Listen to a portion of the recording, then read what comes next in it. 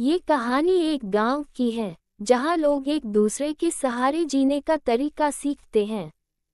एक गांव था जहां लोगों के बीच में अनूठा एक बंधन था।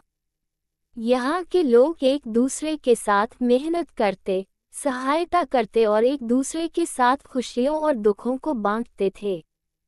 इस गांव की कहानी बहुत ही अनोखी थी। एक बार गांव में एक नया आदमी आया।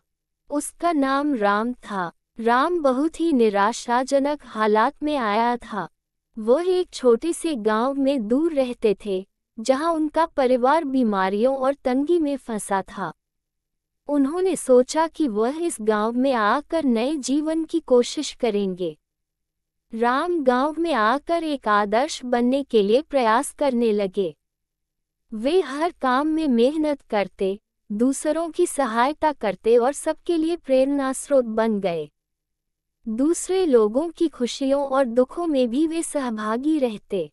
एक बार गांव में बड़ा दुख का समय भी आया जब गांव के मुखिया का बेटा अचानक बीमार पड़ गया। उसकी स्थिति गंभीर थी और उसके परिवार को इलाज के लिए पैसों की आवश्यकता थी। लेकिन गरीबी के कारण परिवार के पास इतनी धनराशि नहीं थी। जब राम ने इसे सुना, उन्होंने तत्परता से अपनी सभी बचत की राशि का उपयोग करके परिवार की मदद की। वे नहीं चाहते थे कि इस दुखी परिवार को किसी भी हमारी तरह जूझना पड़े।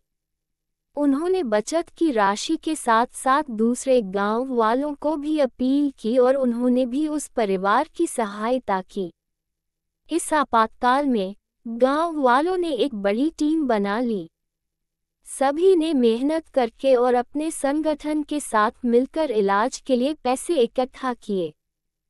थोड़े समय के बाद बेटे का इलाज हुआ और वह पूरी तरह स्वस्थ हो गया। इस घटना के बाद गांव वालों की मदद करने के इरादे एक दूसरे के साथ और भी मजबूत हो गए। यह उनकी सद्भावना, नेकी और सामर्थ्य का परिणाम था। वे सभी ने समझा कि दूसरों की मदद करके ही हमारा असली लक्ष्य पूरा होता है। वह गांव अब एक परिवार की तरह था, जहां हर कोई एक दूसरे का सहारा था।